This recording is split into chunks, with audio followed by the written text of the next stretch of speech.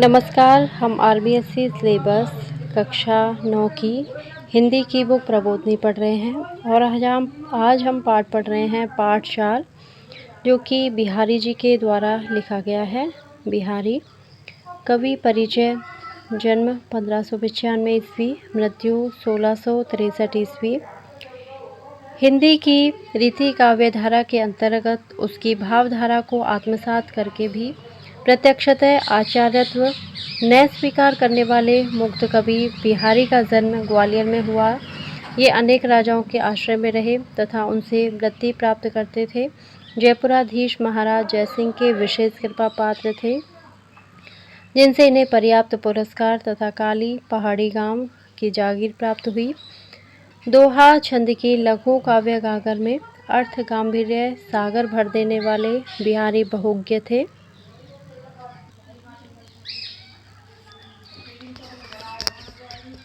इन्हें लोक ज्ञान, शास्त्र ज्ञान, रीति, श्रृंगार, प्रेम, ज्योतिषी, भक्ति, नीति संबंधी कई व्यवहारिक तथ्यों की अनुभूति थी। हिंदी में समास पद्धति की शक्ति का परिचय सबसे अधिक बिहारी ने दिया।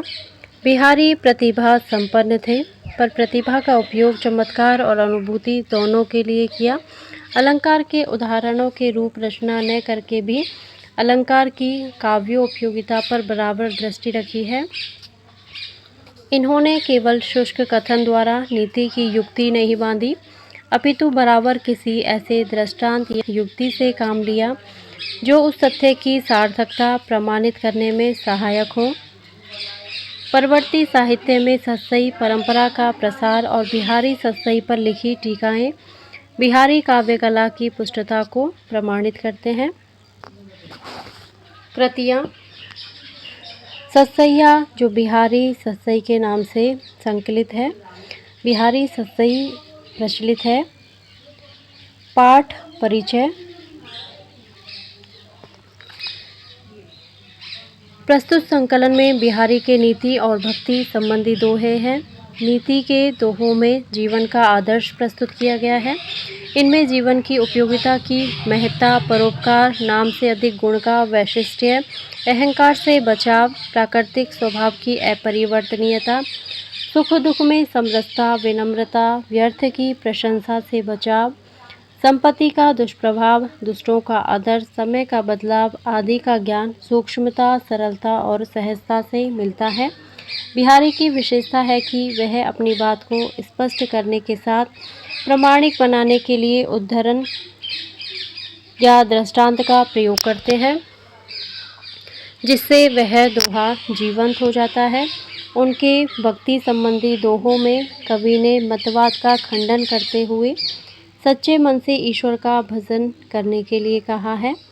बिहारी के दोहों में भावपूर्णता, संक्षिप्तता, अनुभूति की गहनता आदि विशेषताएं विद्यमान हैं। इनकी शैली में मौलिकता, भावों की अनूठी अभिव्यक्ति, भाषा की अर्थ गंभीरता एवं चित्रांकन क्षमता अवलोकनीय है। बिहारी जी के दोहे। अति अगाधु अति औथरो, नदी कूप सरबाए, सोता को सागरु जहाँ, जाकी प्यास बुझाए। शब्दार्थ है। अगाधु, अगाधु का अर्थ है गहरा। ओथरो, ओथरो का अर्थ है उथला। अगाधु मतलब गहरा, ओथरो मतलब उथला। सर, सर का अर्थ है तालाब। और बाय का अर्थ है बावड़ी। तो अर्थ देखते हैं। यहाँ पे बिहारी जी ने परस्पर प्रेम व्यवहार के लिए मन के मेल मिलाप को प्रमुख आधार बताया है। कभी बिहारी जी कहते हैं कि नदी, कुआं, तालाब और बावड़ी, नदी, कुआं, तालाब और बावड़ी में से चाहे कोई बहुत गहरा हो, अति अगाधु मतलब बहुत गहरा हो या बहुत ही उथला हो, इनमें से वह सोता को सागरो जहाँ, तो इनमें से वह उस व्यक्ति के लिए समुद्र जैसा है जाकी प्यास बुझाए। जिस व्यक्ति की वो प्यास बुझाते हैं वो तो उस व्यक्ति के लिए वो नदी, कुआं, तालाब, बावड़ी, चाहे वो गहरा हो चाहे उथला हो, वो सागर की तरह ही है, क्योंकि वह उस व्यक्ति की प्यास बुझाते हैं। अर्थात जिससे प्यास शांत होती है वही उसके लिए सागर के समान विशाल है और सुपेय जल है। मन की संतुष्टि पर ही कोई व्यक्ति या वस्तु प्रिय होती है।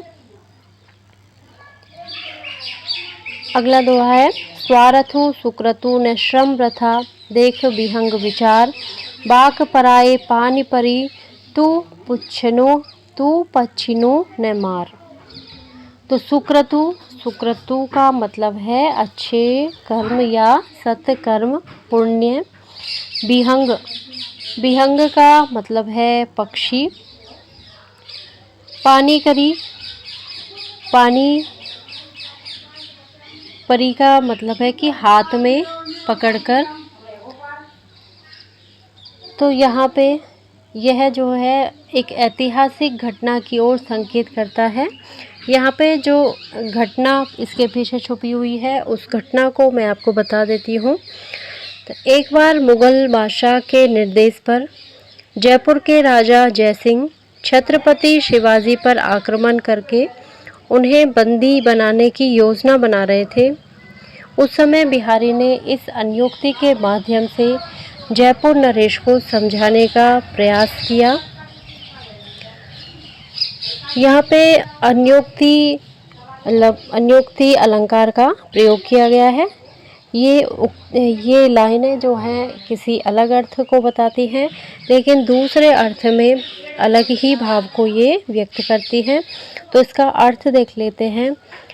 यहाँ पे बिहारी जी कह देते हैं कि अरे विहंग मतलब पक्षी, अरे विहंग तू विचार करके देख ले, ही जाति के पक्षियों के मारने से न तो तेरा स्वार्थ सिद्ध होगा न कोई पुण्य कार्य होगा।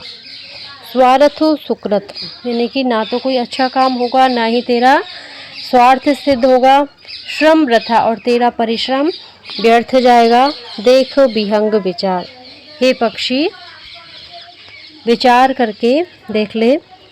बाक पराए पानी परी, तू पच्छिनु न मार। तुम्हारा श्रम भी व्यर्थ चला जाएगा, क्योंकि तेरे द्वारा मारे गए पक्षियों को शिकारी छीन लेगा। इसलिए हे बाण, तू शिकारी के हाथों में पड़कर अपनी ही जाति के पक्षियों को मत मार।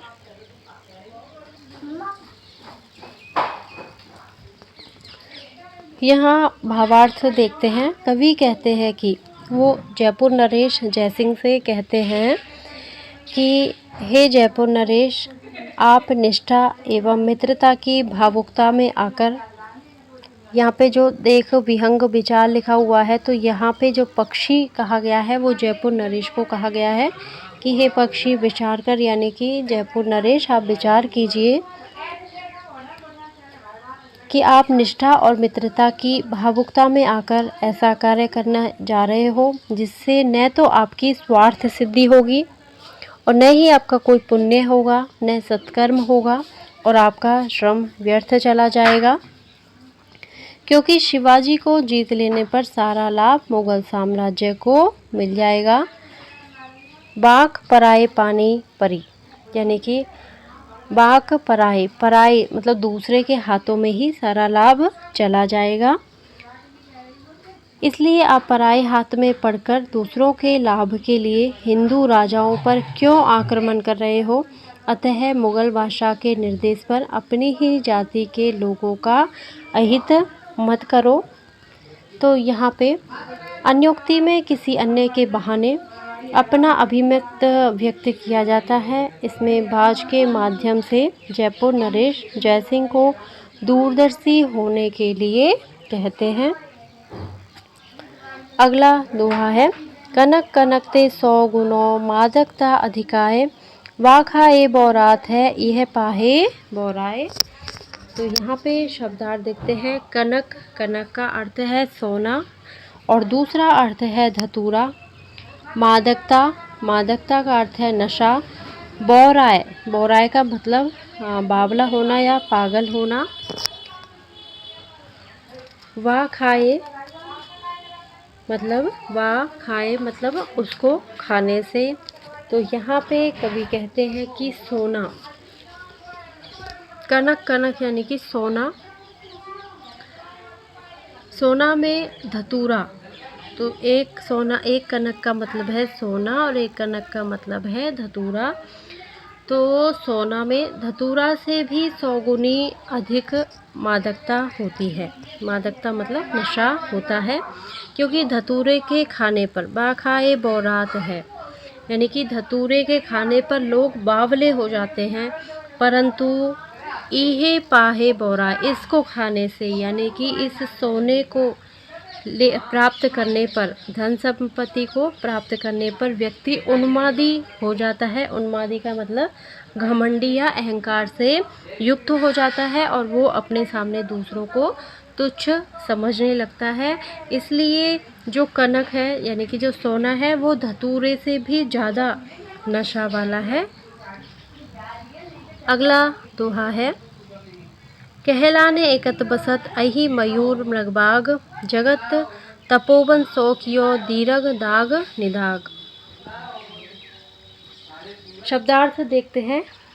अहि, अहि का अर्थ है सर्प यानी कि सांप। दाग, दाग का अर्थ है गर्मी और निदाग का अर्थ है ग्रीष्म ऋतु। दाग का अर्थ है गर्मी, निदाग का अर्थ है ग्रीष्म ऋतु। तो इसमें ग्रीष्म ऋतु के प्रभाव का चमत्कारी वर्णन किया गया है।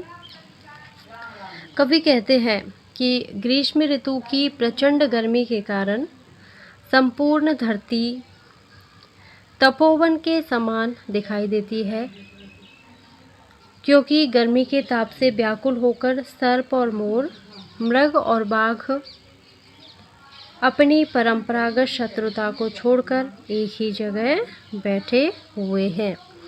कहलाने एकत बसत यानी कि एक ही जगह बसे हुए हैं। अहि मयूर, मृग और बाघ यानी कि सांप, मयूर जो कि एक दूसरे के शत्रु होते हैं, सांप और मयूर, और मृग हिरण और बाघ वो एक दूसरे के शत्रु होते हैं।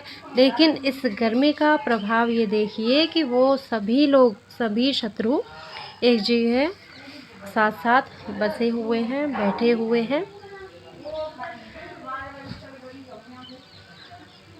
उन्होंने आपसी वैरभाव को भूलकर एक ही छायादार स्थान पर वो बैठे हुए हैं। तपोवन में ऋषियों के प्रभाव से सारे जीव जंतु आपसी वैर को त्याग देते हैं। इसी कारण गर्मियों में संसार तपोवन जैसा लगता है। तो इस दोहे में कवि ने चमत्कारी कथन के द्वारा ग्रीष्म ऋतु का वर्णन किया है। अगला दोहा है, कोटि जतन को करो परे न प्रकृति बीच, नलबल जल ऊंचो चढ़ो तऊ नीच को नीच। शब्दार्थ है, कोटि, कोटि यानी कि करोड़, प्रकृति ही, प्रकृति का मतलब होता है स्वभाव,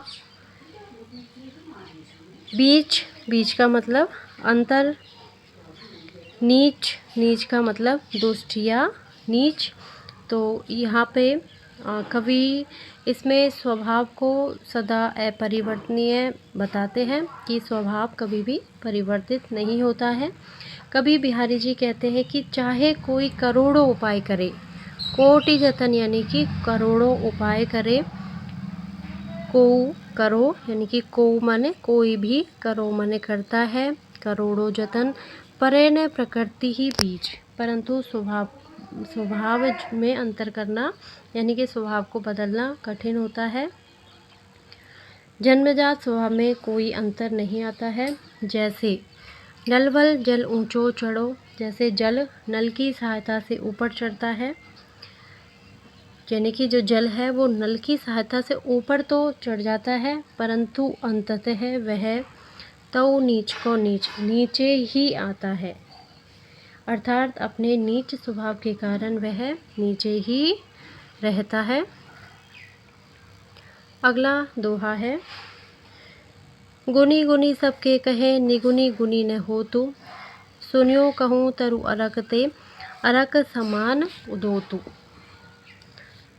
गुनी यानी कि गुणवान, निगुनी निगुनी का मतलब है निर्गुणी या गुणहीन, तरु यानी कि वृक्ष, अरक माने आंकड़े का पौधा, अरक का मतलब होता है आंकड़े का पौधा। और यहाँ पे अरक ये एक तो तरु अरक है यानी कि आंकड़े का पौधा है, और जो दूसरा अरक है उसका अर्थ है सूर्य। उदोतु माने प्रकाश। अर्थ देखते हैं तो इसमें बिहारी जी ने गुणहीन व्यक्ति को लक्ष्य करके आक्षेप किया है। कवि कहते हैं कि निर्गुणी व्यक्ति को गुनी गुनी सबके कहें निगुनी गुनी न हो तो। निर्गुणी व्यक्ति को सब कोई गुणी है, गुणवान है ऐसा कहते रहे तो भी वह गुणवान नहीं हो सकता। जैसे सुनियो कहूँ तरु अरक ते, जैसे अर्क यानी कि आंकड़े के पादप का नाम लेने से, आंकड़े का पादप मतलब एक जहरीला पौधा होता है, तो उसका अर्क का नाम लेने से वह सूर्य के समान प्रकाश नहीं फैलाता है, अर्थात केवल नाम से ही या कहने मात्र से ही गुणवान नहीं हो जाता है। केवल अर्क कहने से आंकड़े का पादप सूर्य के समान प्रकाश नहीं फैलाता है। तो यहाँ पे बिहारी जी का कहने का भाव यही है कि कहने से नहीं बल्कि आचरण या कर्म से गुणवान होना चाहिए। गुणों की परीक्षा आचरण से होती है। तो आज के लिए इतना ही। अगले दोहे हम अपने अगली वीडियो में यानी कि इसके अगले पार्ट में पढ़ने वाले हैं। तो मेरा वीडियो अगर आपको अच्छा लगता है तो प्लीज़ इसे लाइक करें, शेयर करें और मेरे चैनल को सब्सक्राइब करें। Thank you.